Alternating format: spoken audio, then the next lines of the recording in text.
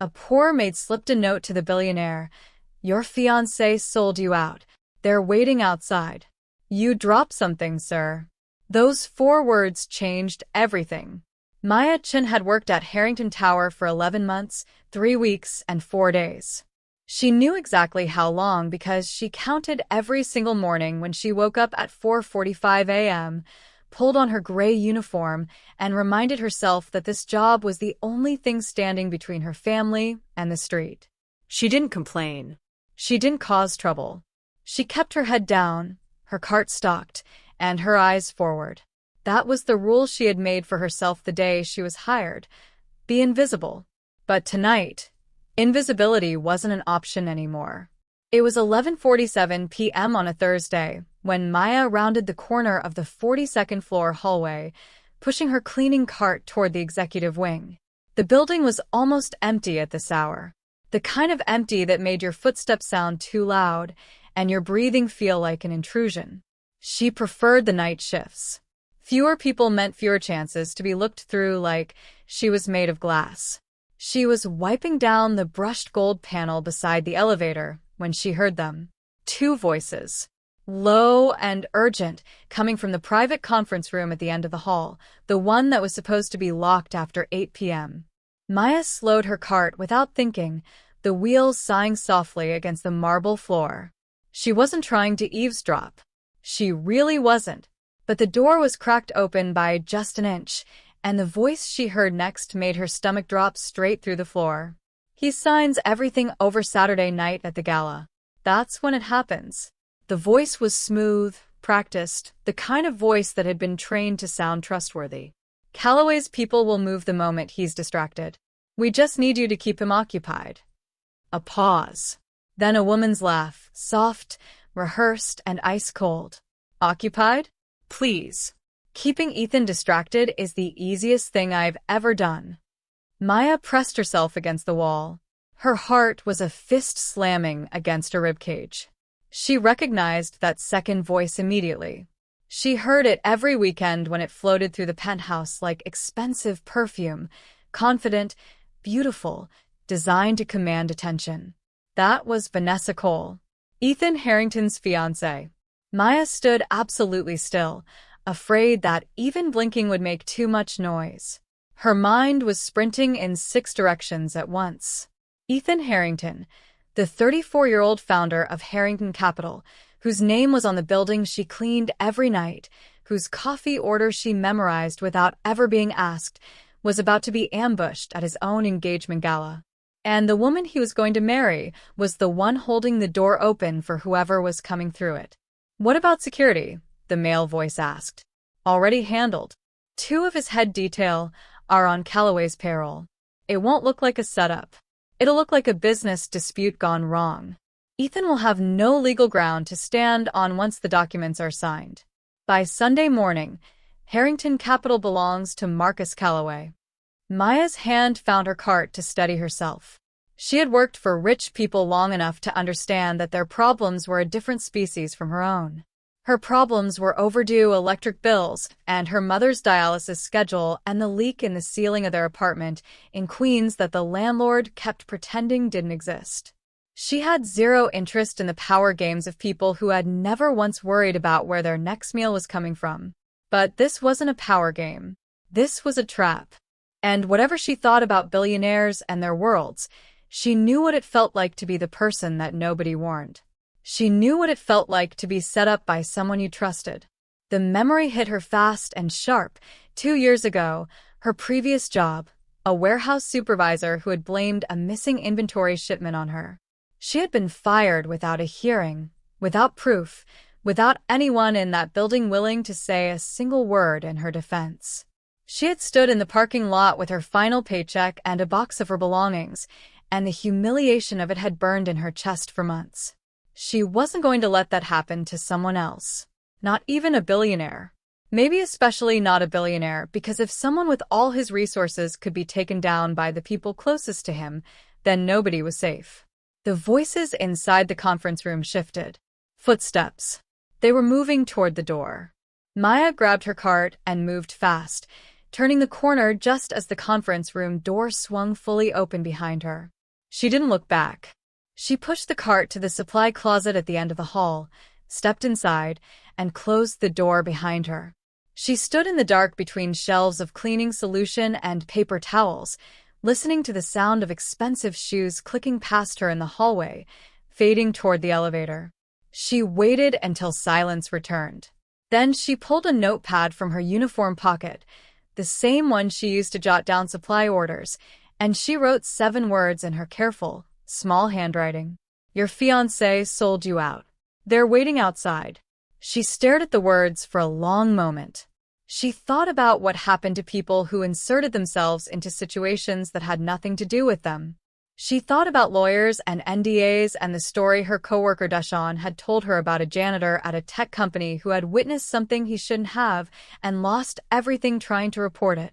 She almost crumpled the note. Almost. She tucked it into her pocket instead, finished her route on autopilot, spraying, wiping, emptying, replacing, and at 12:30 a.m., she took the service elevator to the 47th floor, the penthouse level, a place she only went on nights when the regular attendant was off sick. The hallway up here smelled different, like fresh flowers and wood polish, and something she could never quite name, the specific scent of a world that was entirely out of her reach. She cleaned the glass panels beside the private elevator landing, collected the food trays left outside the kitchen door, and then stood in front of the large double doors of the penthouse study. She could hear movement inside. A light under the door. Someone was awake. She knocked twice, the standard housekeeping knock. Light, professional, nothing alarming. The door opened, and Ethan Harrington stood there in a gray t-shirt and dark pants, reading glasses pushed up on his head, a phone in his hand. He looked slightly annoyed in the way that people who work past midnight always look, stretched thin, pulled in too many directions, not entirely present. He looked at her with the polite, practiced blankness that wealthy people use when they're trying to be decent to staff without actually seeing them. I'm sorry to bother you this late, Mr. Harrington, Maya said, and her voice came out steadier than she felt. You dropped something. She held out the folded note. He frowned slightly, looked at the paper, then back at her face. I don't think I. Please read it, she said quietly. Before Saturday. She turned around, gripped the handle of her cart, and walked toward the service elevator without looking back. Her hands were shaking the entire way down. She didn't know what Ethan Harrington would do with 7 words written on a housekeeping notepad by a woman whose name he didn't know. She didn't know if he'd laugh or call security or throw it in the trash. But she had done what she couldn't stop herself from doing. And now there was no taking it back. Ethan Harrington did not sleep that night. He had stood in the doorway of his study for a full 30 seconds after the maid disappeared around the corner, the folded note sitting in his palm like it weighed something impossible. He had almost called out to her, almost asked her name, her employee number, what exactly she thought she was doing. But something stopped him. Something about the way she had looked at him. Not with nervousness, exactly. With a kind of careful, reluctant certainty. Like a person who had checked all the exits before deciding to stay in the room. He closed the door and unfolded the paper. Your fiancé sold you out. They're waiting outside. He read it 4 times.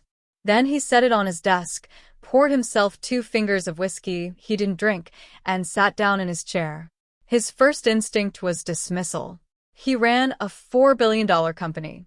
He had dealt with corporate espionage, hostile takeover attempts, and media smear campaigns before he was 30. Anonymous tip-offs from cleaning staff in the middle of the night were not something his threat assessment framework had ever included. It was almost insulting in its simplicity. His second instinct was older and quieter, and came from somewhere beneath all the strategy. Why would she? That was the question that kept circling back. Why would a woman who clearly had everything to lose and nothing to gain slip a note under his nose at 12:30 in the morning? If she wanted money, she'd have led with that. If she was working for someone, a competitor, an enemy, she'd have sent something more substantial, something designed to manipulate a specific response. 7 words on a housekeeping notepad was not a scheme. It was a warning. He picked up his phone and called his head of security, not Marcus Calloway's borrowed security team, which he had always found slightly unnecessary, but his own man. Daniel Park, a former Army intelligence officer who had been with Ethan for 6 years and whose judgment had never once been wrong. The phone rang twice. "Boss." Daniel's voice was already sharp. He was one of those people who never sounded fully asleep. "It's past midnight. I know. I need you to pull security footage from the 47th floor service elevator and the 42nd floor hallway. Tonight. The last 2 hours." A brief pause. "What am I looking for?" "Start with the conference room. CR4. See if anyone was in there after lockdown." Another pause, longer this time. When Daniel spoke again, his voice had changed slightly. More careful. "Should I do this quietly?" "Very quietly," Ethan said. "Don't run it through the main system. Use the backup server." "Understood. Give me 40 minutes. Ethan set the phone down and looked at the note again. "They're waiting outside." Outside. Not inside. Which meant whatever was being planned wasn't a direct confrontation. It was something designed to appear legitimate. A legal ambush. A financial one. Something that would look clean from the outside and leave him with no ground to stand on once it was done. Saturday was the gala. The annual Harrington Capital charity event, which had been Vanessa's idea, actually. She had pushed for it hard, insisted on the venue, insisted on the timing. He had agreed because it made sense: strategic visibility, good press, the kind of event that reinforced investor confidence. He had even planned to make a specific announcement that night. A new partnership deal that would expand Harrington Capital into the European market. He had planned to sign the preliminary documents at the gala. A symbolic gesture. His lawyers had told him it was fine. The binding agreement wouldn't go into effect until the formal signing the following Monday. His jaw tightened. If someone knew what he was signing Saturday night and had positioned people to interfere, legally, financially, structurally, the symbolic signature could be reframed, manipulated, used against him in ways his standard legal protection might not anticipate. It wasn't impossible. It was actually elegant in a ruthless way. His phone buzzed.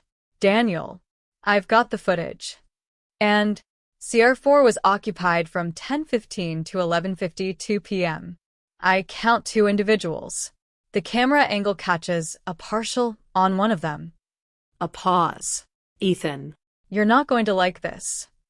"Tell me." The partial ID matches Vanessa. The room didn't spin. Ethan had long ago trained himself out of visible reactions. But something in his chest went very still, the way water goes still right before it freezes.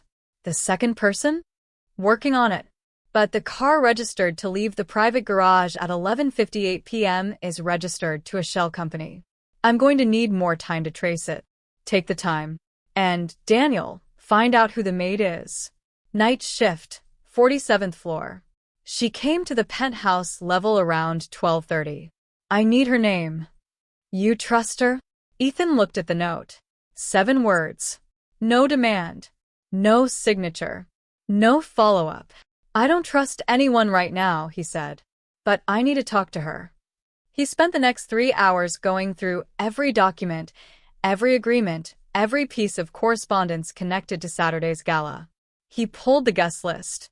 He cross-referenced names against a mental map of every professional rival, every hostile entity, every person who had ever looked at Harrington Capital and seen something they wanted to take. Marcus Calloway's name surfaced twice in indirect connections: a shared investor, a overlapping board member.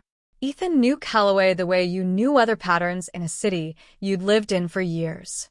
Calloway was 61, old money aggressive, the kind of man who considered business a blood sport and sentiment a liability. He had tried to absorb 3 mid-sized firms in the last decade. 2 had gone quietly. 1 had fought back, and Calloway had destroyed it through a combination of legal maneuvers and strategic leaks that were never traced back to him directly. So this was Calloway. And Vanessa was his entry point. Ethan set down his pen and allowed himself exactly 1 minute to feel it, the specific, cold pain of betrayal by someone he had believed in. Someone he had brought into his home, his plans, his future. He had been careful about Vanessa. He thought he had been careful. 1 minute. Then he closed it off. Because whatever was happening inside his chest right now was entirely separate from what needed to happen next. And what needed to happen next required a clear head, a clean strategy, and one more conversation with a woman in a gray uniform who had risked her job, possibly her safety, to slip a note into his hand. At 4:15 a.m., Daniel called back. Her name is Maya Chen, 27, Queen's address. She's been with building services for just under a year. No red flags. No connections to any known parties. A pause. Ethan, she makes $14 an hour. Ethan sat with that for a moment. $14 an hour. A woman with nothing to gain and everything to lose had walked up to the most powerful floor in this building in the middle of the night and handed him the truth. Set up a meeting, he said. Somewhere she'll feel safe. And Daniel, don't tell anyone else. Not anyone. Understood. He hung up and looked out at the Manhattan skyline beginning to lighten at its edges, the city slowly pulling itself awake with that familiar and different energy that had always made him feel both very small and very determined. Vanessa was asleep in the guest suite down the hall. He could hear nothing, of course. The walls were thick enough for that. But knowing she was there, 40 feet away, sleeping peacefully after what she'd arranged in that conference room, created a coldness in him that he recognized. It was the coldness of someone who had just decided not to lose. Maya almost called in sick Friday morning.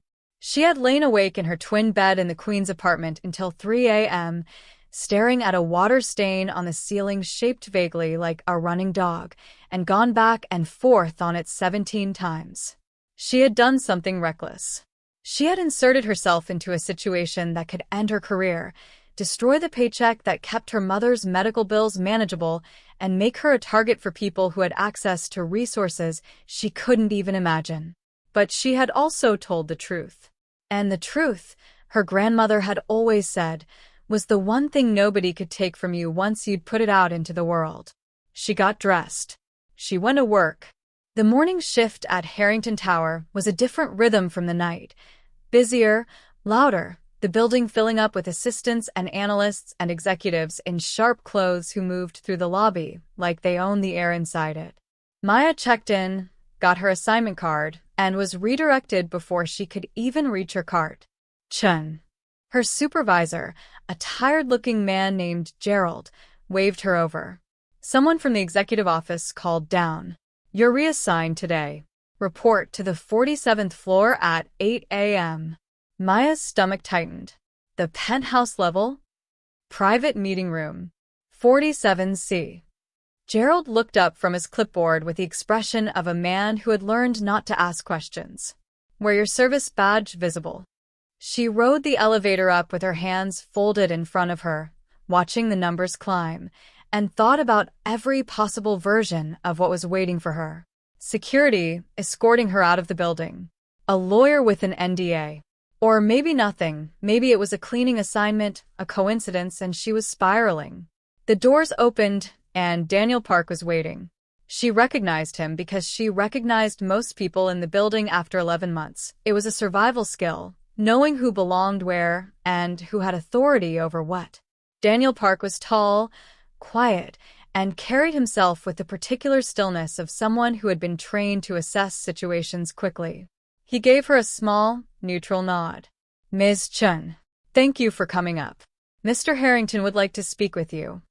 Am I fired? She asked. Directly. She needed to know. Something shifted slightly in Daniel's expression. Not quite surprise, but close. No, ma'am. You're not fired. He led her down the hallway, cream walls, soft lighting, the kind of carpet that swallowed sound, and stopped at a door marked 47C. He knocked twice, then stepped back. I'll be right outside, he said. She pushed the door open. The room was small by penthouse standards. A round table, for chairs, a window that looked out over the city, like a painting. And Ethan Harrington, standing with his back to her, a cup of coffee in his hand, looking out at Manhattan like he was trying to make sense of it. He turned when she entered. Up close, in daylight, he looked like a man who hadn't slept. There were shadows under his dark eyes and a sharpness to his jaw that hadn't been there last night. He was still put together, the kind of person whose appearance held even under pressure, but the effort was visible to someone who had spent a year learning to read rooms. He looked at her like he was actually seeing her. Not through her. At her. Maya Chun, he said. Not a question. Yes, sir. Sit down, please. He gestured to the chair across the table and sat down himself, setting his coffee cup aside. I want to start by telling you that you are not in trouble. Nothing you say in this room will affect your employment. With respect, Mr. Harrington, I'd feel better with that in writing. There it was, the exact line she had rehearsed in the elevator. She had promised herself she would say it. She was terrified, but she had promised. Something crossed his face. Not irritation. Closer to respect. Fair enough, he said.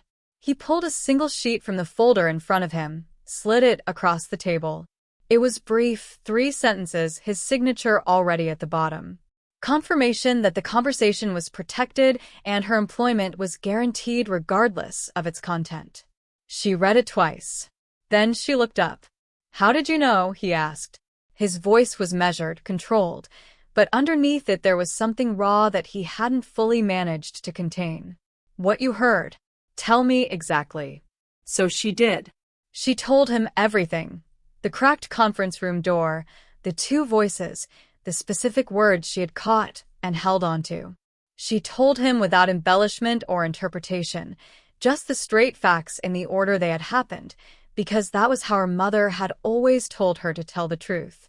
Decoration is for lies. Truth doesn't need anything extra. When she finished, the room was quiet. Ethan had not moved. He had not looked away from her once. Now he exhaled slowly and looked down at the table for the first time, and Maya had this strange impression of watching someone absorb a blow they had already partially prepared for, which somehow made it worse instead of better. The man's voice, he said. Did you catch anything else? A name? A title? He said, Calloway's People, she said. I remember that specifically because I wrote it down before I wrote the note.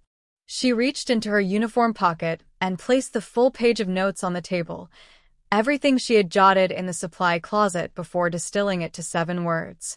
I thought if I couldn't remember it later, I should have it written somewhere. Ethan looked at the notepad page. He reached out and turned it toward him slowly. When he looked up again, his expression had changed in a way she couldn't fully name. Why did you come to me? Maya thought about lying. She thought about saying something professional and distant. It was the right thing to do, which was also true but wasn't all of it. 2 years ago, she said, someone set me up at a job. And nobody warned me. I lost everything I had at that point because nobody in that building thought it mattered enough to say something. She kept her voice level. I didn't want to be that person. The one who knew and stayed quiet. The silence between them was different now. Less formal. What do you need? Ethan asked. The question was simple and direct, and she hadn't expected it. I need to know I'm not going to disappear because of what I told you, she said. People who testify against powerful people have a way of getting very quiet very fast. That won't happen, he said. I need more than your word on that, sir. He almost smiled. Not quite. What would it take? I don't know yet, she said, honestly. But I'll tell you, if I figure it out. He nodded once slowly. Then, I'm going to need your help. Maya blinked. My help? You can move through this building without anyone questioning it, he said. You're invisible to people who have spent too long thinking that only certain people are worth paying attention to. His voice was steady, but there was an edge beneath it, not anger at her, she realized. Anger at the system she lived inside, the same one that had made her feel like furniture for 11 months. I need someone on the inside who isn't on anyone's radar. Maya looked at him across the round table, this 34-year-old billionaire who controlled $4 billion and couldn't trust a single person in his own penthouse, asking for help from a woman who made $14 an hour. Life, she thought, had genuinely lost its mind. "Tell me what you need," she said. Vanessa Cole woke up Saturday morning feeling extraordinary. She lay in the cream-colored guest suite on the 47th floor, a room that cost more per night than most people made in a month, and stretched with the slow, satisfied movement of someone who had everything under control. The gala was tonight. By tomorrow morning, Marcus Calloway would have what he needed, and Vanessa would have what she had been promised: a clean exit, a substantial wire transfer to the Cayman account she'd held privately for 3 years, and a new life in a city where nobody knew her as Ethan Harrington's almost wife. She had cared about Ethan. She wanted to be honest with herself about that, at least in private. He was brilliant and driven and occasionally kind in ways that had surprised her. But brilliant men who were also rich had a particular gravity that pulled everyone around them into orbit, and Vanessa had long ago decided she didn't want to be a moon. She wanted her own gravitational pull. And Calloway's offer, delivered 8 months ago through a mutual contact at a gallery opening, had been the kind of opportunity that you only got once. She showered, dressed in a silk robe, and called down to room service with the ease of someone who had practiced belonging in expensive spaces until it became real. While she waited for breakfast, she sent a brief, coded text to Calloway's intermediary. On schedule. No changes. The response came back in seconds. Good. Confirmed for 9 p.m. She deleted the thread and set her phone face down on the nightstand. 3 floors below, in a secondary office that Ethan almost never used and that appeared in no building directory, Maya Chen sat across from Daniel Park and a woman named Grace Osei, who turned out to be Ethan's actual legal counsel, not the firm listed publicly on Harrington Capital's website, but a private attorney who operated quietly and whose specialty was, as she put it with zero expression, corporate betrayal. "Walk me through the gala timeline," Grace said. She had a yellow legal pad and the focused energy of someone who billed by the minute and meant every second of it. Maya had already told her story twice. She didn't mind. Detail mattered. The voice said 9 o'clock. That's when it happens.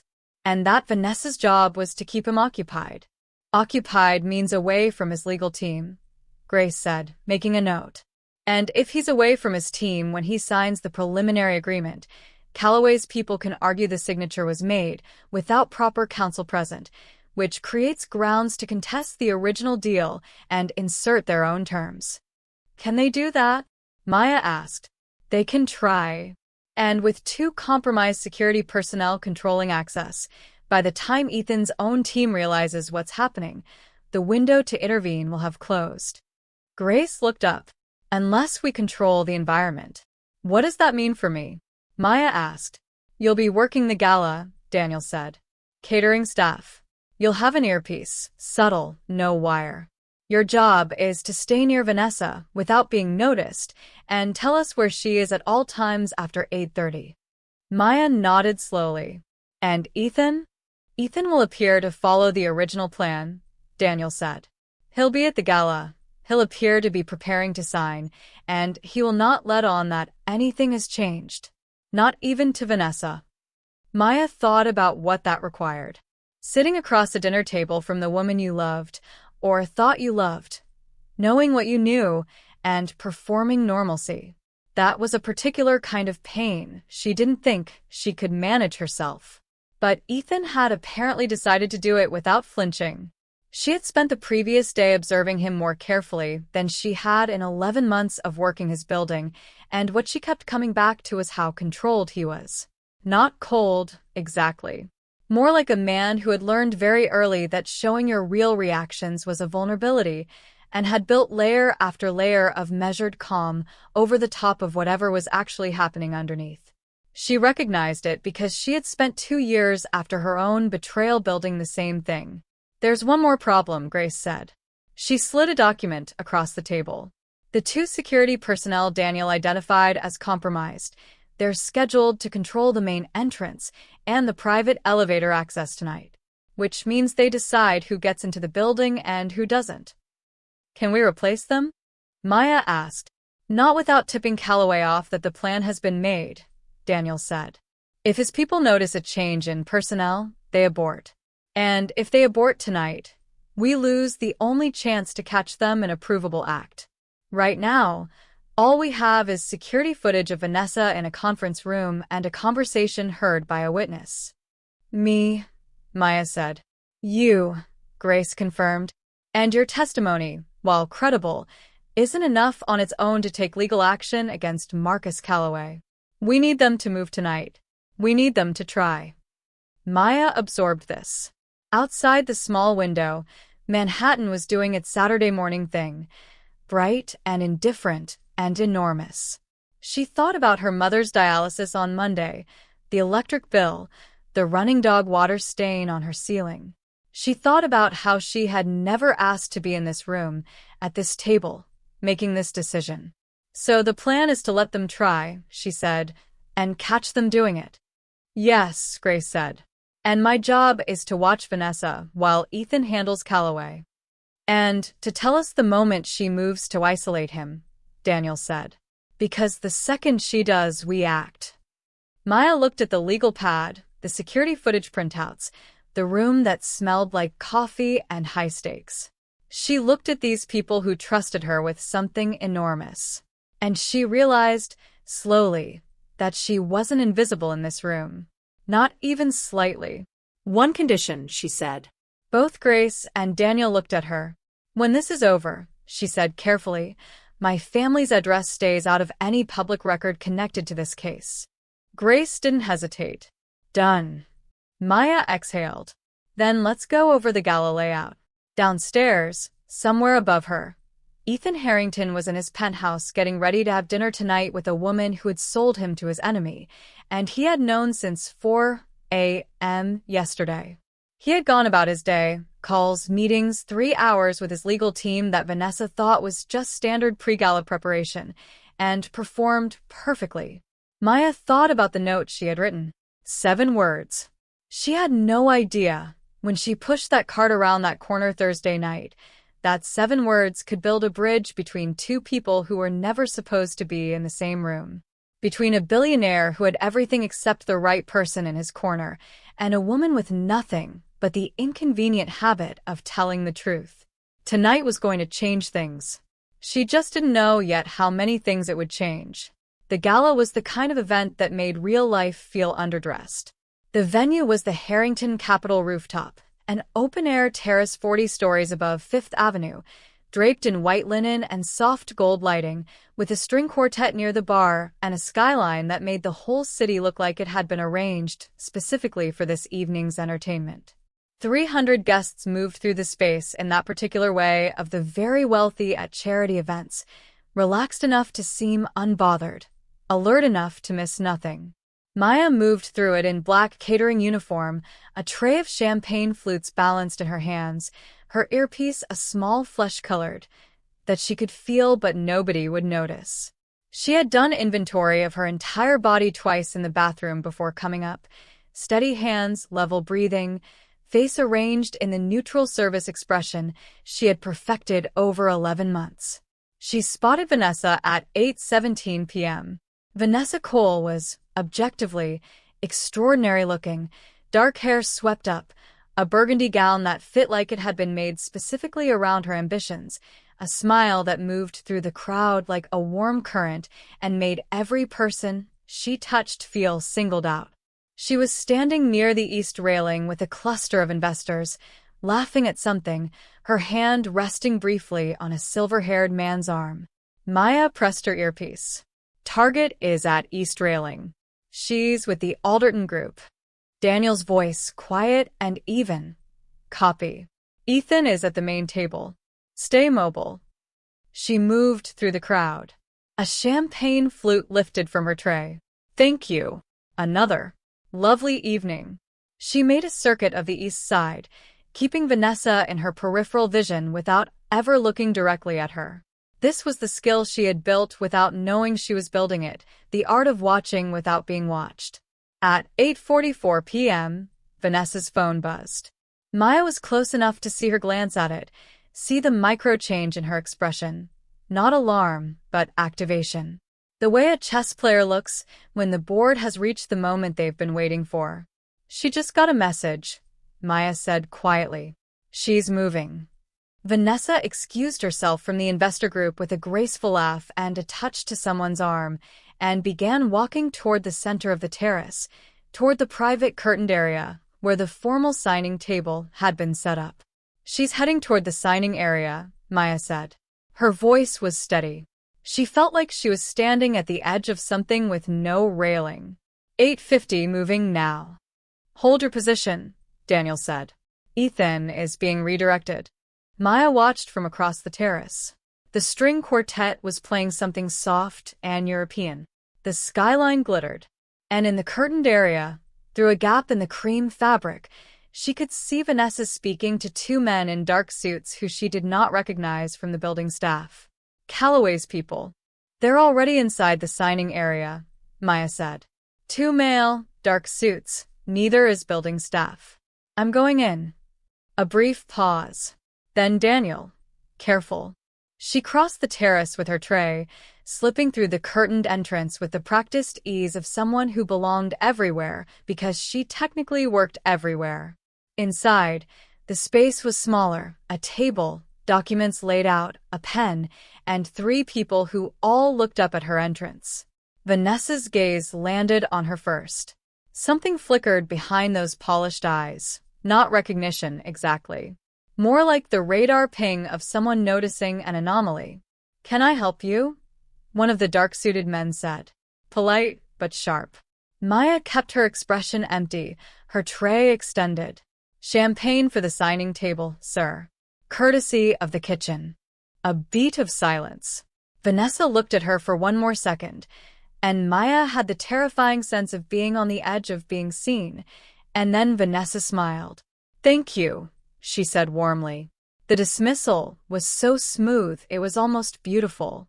Maya set two flutes on the side table, turned to leave, and as she did, she pressed her earpiece and said one word. Now. The curtain pulled back. Ethan Harrington walked in. He was in a navy suit, no tie, and he looked, for the first time since Maya had ever been near him, completely and entirely present. Not performing ease. Not managing optics. Just himself, with everything switched on and aimed. He looked at Vanessa. Vanessa looked at him. The two suits shifted slightly, and then Daniel and two of Ethan's actual security were inside the curtain space, and Grace Osei was behind them with a digital recorder and the expression of someone who had been waiting years for exactly this moment. Ethan. Vanessa's voice was perfect. Calm, warm, faintly confused. What's going on? I was just making sure everything was set up properly for. You texted at 8:44, Ethan said. His voice was quiet, absolutely controlled. Callaway confirmed the go-ahead.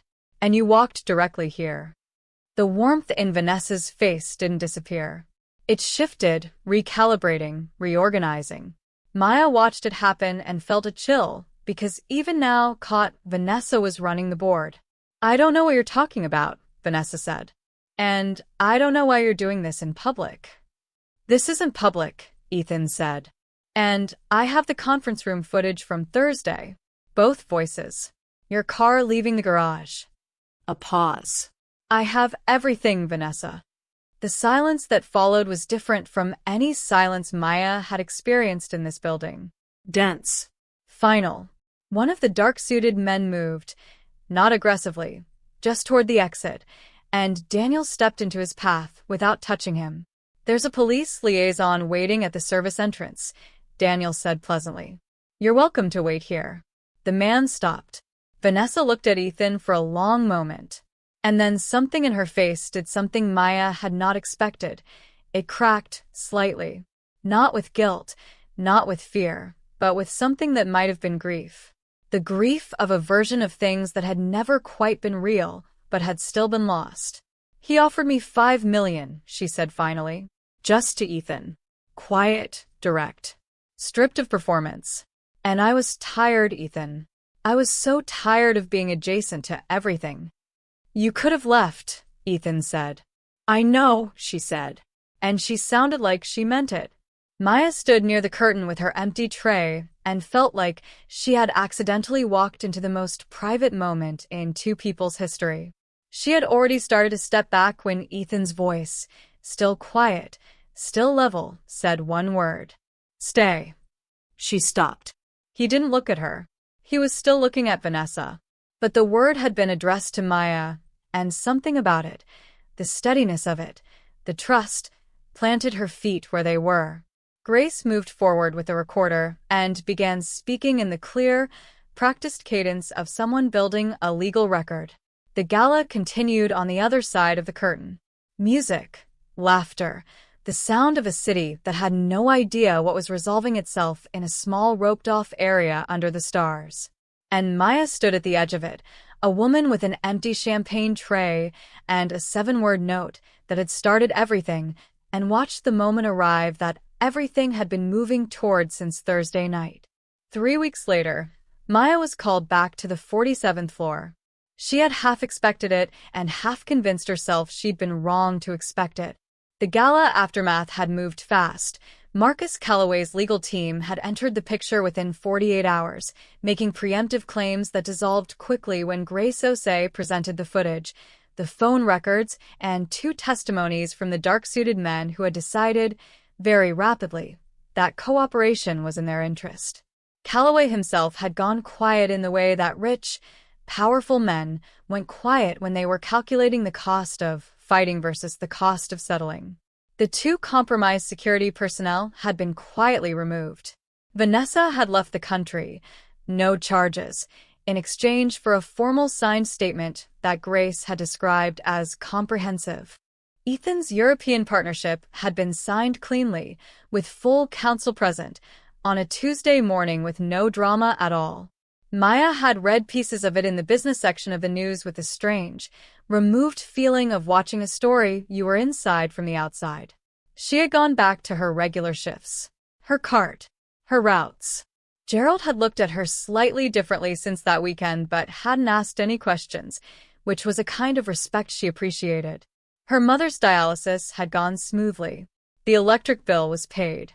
The ceiling still leaked.